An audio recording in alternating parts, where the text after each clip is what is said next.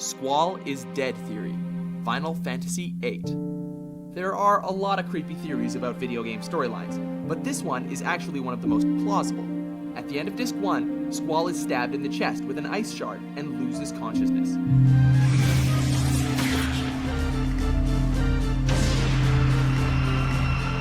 He then awakens with his wounds healed for no apparent reason, and the theme shifts from a more realistic world to one with more physics-defying fantasy elements, common in Final Fantasy games.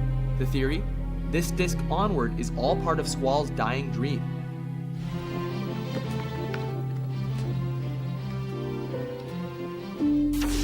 With the ending representing his mind fading, ending with this image.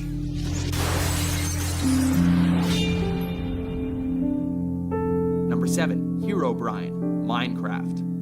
The popular open sandbox game is already filled with scary and creepy creatures. But there's one character that supposedly does something else entirely. Herobrine is supposed to be a mob that looks like the default character skin, except with whited out eyes. Rumor has it that he goes around the map building unusual objects and shaving trees.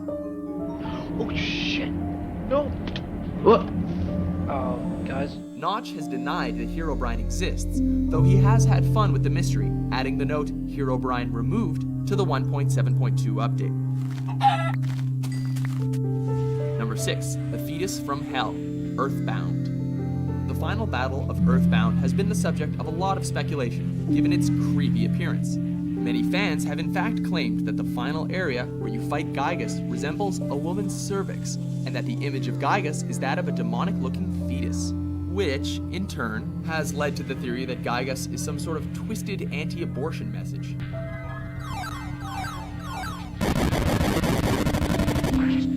The game's creator has denied this, saying that it was actually the result of something he saw when he walked into the wrong movie theater as a child.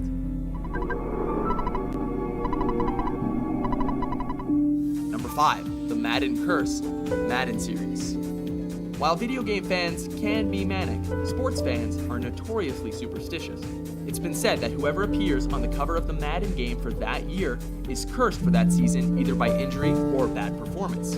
For example, Garrison Hurst suffered an ankle injury so severe that he missed 2 seasons. Then there was Danute Culpepper, who was on the 2002 cover and had a shockingly bad season. There's a similar curse for the FIFA series as well, though not as prolific as the NFL trend. They catch him at the 18. Logan seems to have hurt his shoulder or arm possibly, so they'll check him out on the sideline. Number 4, The Numbers Station, Fallout 3. This one is a bit more elaborate, or predicting the death of Queen Elizabeth on March 19th, 2014. Don't worry, its legend can easily be debunked due to lack of evidence of the audio actually existing. 1, 2, 0, 5, 2, 8. Number 3, Ben Drowned, The Legend of Zelda, Majora's Mask.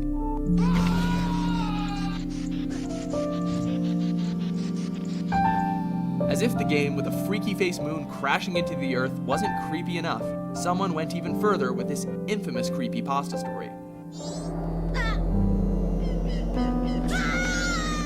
Story goes that a cursed copy of the game, originally owned by a kid named Ben who died in a drowning accident, is haunted by the child's soul in the form of an empty Link statue in a bugged, twisted version of the game. Players who attempt to play with the cartridge would be haunted by the phrase, "You shouldn't have done that," and "You've met with a terrible fate, haven't you?"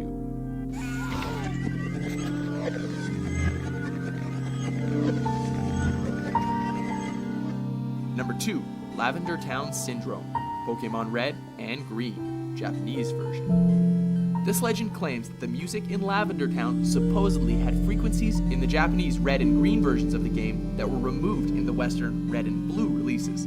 The reason? Supposedly, the music caused hundreds of kids to go crazy and commit suicide.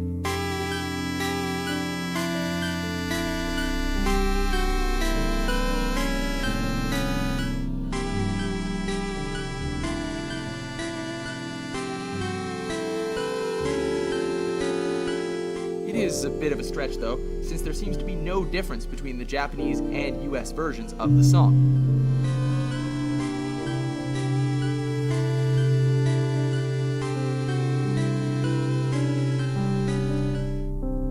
before we get to number 1, let's take a look at some honorable mentions.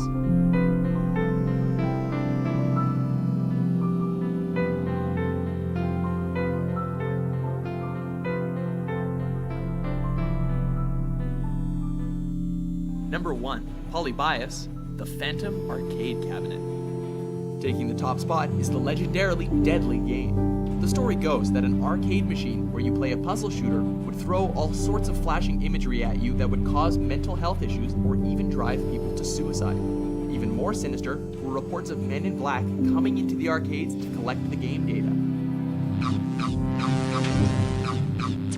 The cabinet in question was only said to appear in a few suburbs in Portland, Oregon. But naturally, there is no official evidence of the game even ever existing. But still, its legacy has led to many fan creations of the legend.